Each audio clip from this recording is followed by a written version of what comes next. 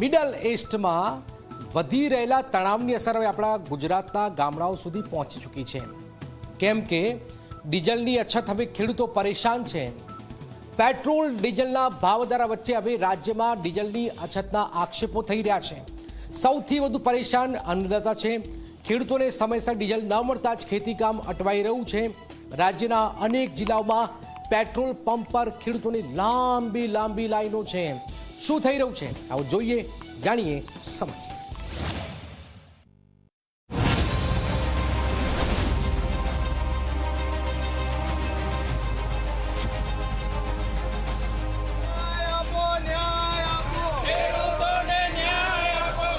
આ દ્રશ્યો ગુજરાતના અલગ અલગ જિલ્લાઓમાંના છે, જ્યાં ડીઝલ માટે ખેડૂતોને કલાકો સુધી રાહ જોવાની નોબત આવી છે। કોઈ ટ્રેક્ટર લઈને પહોંચ્યું છે તો કોઈ કેરબા લઈને પેટ્રોલ પંપ પર લાઇનમાં ઊભું છે, પરંતુ રાહ છતાં ડીઝલનો પૂરતો જથ્થો મળી રહ્યો નથી। મોરબીમાં છેલ્લા ઘણા દિવસોથી ડીઝલની કટોકટી જેવી સ્થિતિ સર્જાઈ છે। પેટ્રોલ પંપ પર માત્ર 2 થી 3 હજાર રૂપિયાનું ડીઝલ આપવામાં આવી રહ્યું હોવાના આક્ષેપો છે।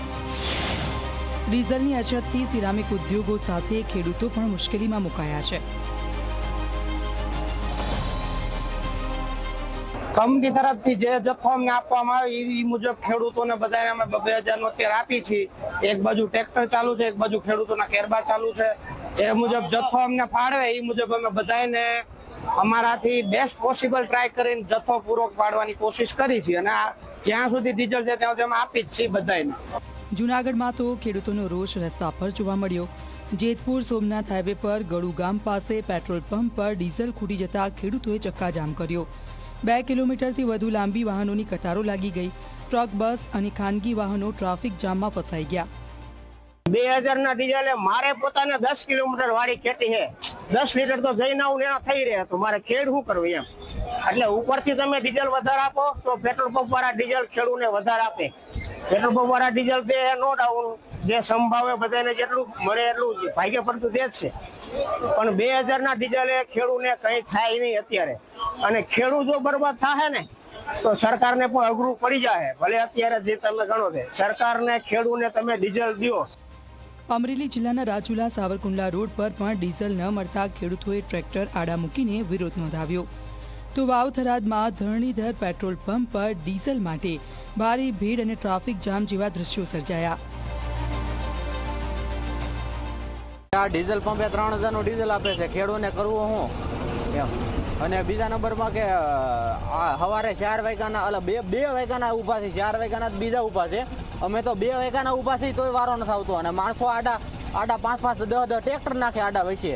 હવે એનો શું નિકાલ કરવો? સરકારને કંઈક આનો આગળ પગલું વધારવું પડે એમ છે સરકારને। હવે ગીર સોમનાથના સૂત્રાપાડાના લોઢવા ગામે છેલ્લા 5 દિવસથી ડીઝલની અછત હોવાના આક્ષેપો છે। ખેડૂતોનું કહેવું છે કે ઊભા પાકની કાપણી અને ચોમાસા પહેલા ખેતરો તૈયાર કરવા ટ્રેક્ટર જરૂરી છે, પરંતુ ડીઝલ વગર ખેતીકામ ઠપ બન્યું છે। છોટાઉદેપુરના નસવાડી તાલુકામાં તો ખેડૂતો ટ્રેક્ટરને ધક્કા મારીને તાલુકા સેવા સદન પહોંચ્યા અને તંત્ર સામે ઉગ્ર સૂત્રોચ્ચાર કર્યા। ખેડૂતોનું કહેવું છે કે ખેતીની સિઝન વચ્ચે ડીઝલની અછતથી ભારે આર્થિક નુકસાન થઈ રહ્યું છે। ડીઝલ પેટ્રોલની તંગીના કારણે અમારા ખેડૂતોને પૂરતા પ્રમાણમાં ડીઝલ આપવામાં આવતો નથી, અને ડીઝલ લેવા માટે ખેડૂતોને પેટ્રોલ પંપ સુધી બોલાવવામાં આવે છે, તો અને ત્યાં આવતા બી એમને 1000 કે 2000 નું ડીઝલ આપવામાં આવે છે, તો એમાંથી જે અડધું તો રસ્તામાં જ પડી જાય છે। તો ખેડૂત ખેતરમાં જઈને કામ કેટલું કરશે અને સમય બી વળફાય છે।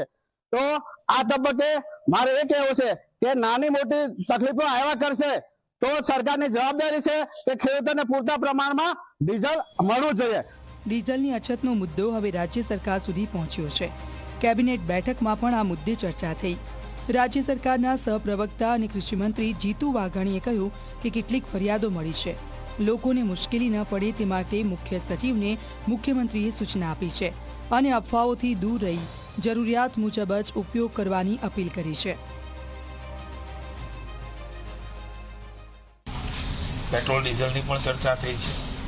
ચીફ સેક્રેટરીએ પણ એમાંના ઇનપુટ આપ્યા છે।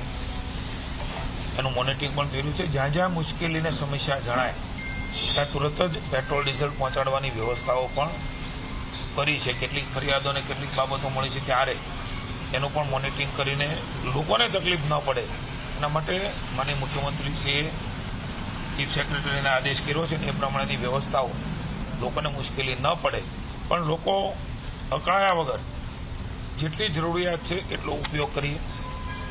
સંગ્રહખોરી ન થાય, ચિંતા કરવાની આવશ્યકતા નથી. કેન્દ્રની સરકાર અને રાજ્યની સરકાર એ આપણા સૌ માટે કામ કરી રહી છે. ખેતીની સિઝનમાં ડીઝલની અછત ખેડૂતો માટે સૌથી મોટો પડકાર બની રહી છે. હવે સરકાર કેવી રીતે સ્થિતિને કાબૂમાં લે છે તેના પર સૌ કોઈની નજર છે. Bureau report, Zee media.